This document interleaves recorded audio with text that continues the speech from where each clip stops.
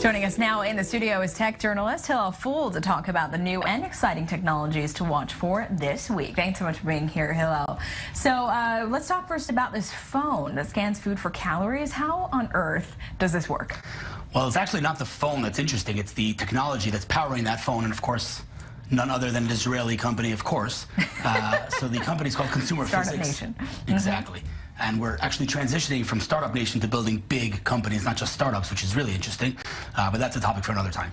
Meanwhile, Scio is their product, and it's really kind of a Google in real life, one might say. It's literally scanning real life objects. So you could point it at an apple, and it will tell you how many calories are in that apple. You could point it at a pill, and it will tell you what type of pill it is. It's kind of wild, but until you see it, it's hard to believe that it really works. Yeah, it really is beautiful. And so this is powering the phone, and I'm sure there'll be many other manufacturers, OEMs, that will kind of adopt this technology, and it's just the beginning because this company's doing amazing things. I've known about them for a couple of years, and like I said, it's just getting started. And it's a joint Israeli, Chinese, U.S. project. Yeah, I mean, it's a Chinese phone manufacturer, but in general, that's a trend that's just an interesting trend to note, which is the kind of collaboration between Israeli companies and Chinese companies. Of course, America has traditionally collaborated with Israeli companies, but now this is a deep Israeli and Chinese collaboration, which is really interesting. And I mean, it's the future, right? It's really to scan a real life object and it just pops. It's wild. So what's the thinking behind this? I mean, are they out for Weight Watchers here to compete with them? I mean, what's the real purpose? What's the use cases is literally anything that you want to know information. I know it's going to sound funny to you, but in the CES and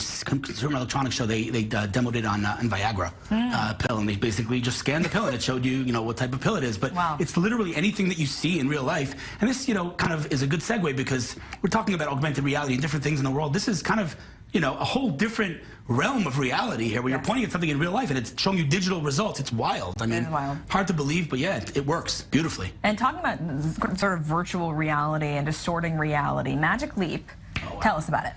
Well, Magic Leap is kind of the, I would say, the top threshold of this next generation technology of mixed reality. So we all have heard the words augmented reality, virtual reality, and there's mixed reality. It's wild.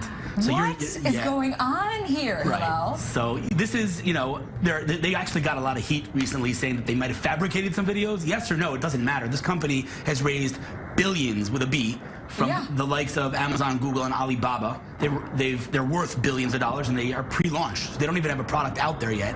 But this is kind of one of their stunts that they showed on YouTube, and it doesn't really matter whether this is fabricated or not. The reality is that what's coming next is a whole new reality, and I know that sounds maybe. How does this even work? I'm so confused. It's wild. I'm mind blown. Yeah, it is. It is pretty mind blowing, and the answer is that the first step is virtual reality, where you're wearing a headset, like the Oculus and the HTC Vive and others, and that I've demoed many times, and it's wild. It's just I was on a roller coaster. They put headphones on my head, and I heard the sound of a roller coaster. I'm looking at a roller coaster. So trippy. I got up and I could not walk. I was completely. It was wild. That's wild. Yeah. And the next kind of level is augmented reality, where it augments a reality on top, and the next future thing is mixed reality, which is what you just saw. This is where Magic Leap is headed. That is incredible. Really cool stuff. So we can't do a tech segment without talking about Snapchat. Well, yes, of course, and I have my Snapchat spectacles right here. Don't leave home without it. And Snapchat's IPOing. It's long overdue. Everyone's been talking about it for years, and it's very easy to say, okay, all the excitement, the numbers are just to give you some context here. Facebook has 1.8 billion users, approximately, give or take. Snapchat has 180 million, right? It's nowhere near. And yet the views, the engagement on videos, identical. Just so you understand. Wow. People live on Snapchat. It's wild. Kids spend all day on Snapchat. I know. Not with only all those kids, filters. Though. Exactly. But it's not only kids, and that's a common misconception. A lot of investors are now on Snapchat, etc. And so when they announced their IPO, it was a lot of excitement. But the truth is, if you dig a little deeper and you look into the metrics and the terms of the IPO, listen, it's a phenomenal company. It's a phenomenon, but it's a tough one, and I'll tell you why. They sent their 170-page IPO document last week, and $25 billion valuation for this IPO. That's the most expensive in history, last I checked.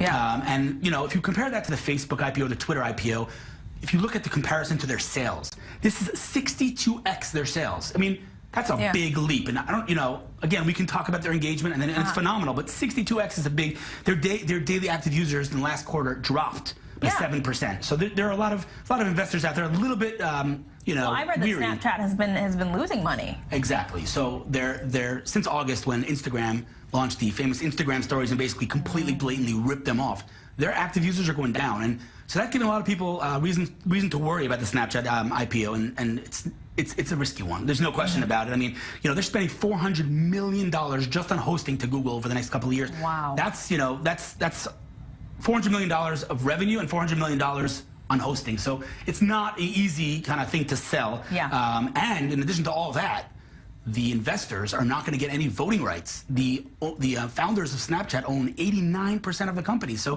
there's very little incentive for investors to actually buy that stock. And a lot of investors are boycotting it. And, no one knows what's going to happen. I'm sure there are going to be a lot that are going to buy their stock because it's Snapchat at the end of the day. But there is a lot of worry about this IPO, and it's not all, picnic and roses and unicorns. Okay, well, thanks for clarifying that for us, Hillel. All right. Thanks for being here. Thanks for having me. And for all you robot fans out there, a new exhibition at the Science Museum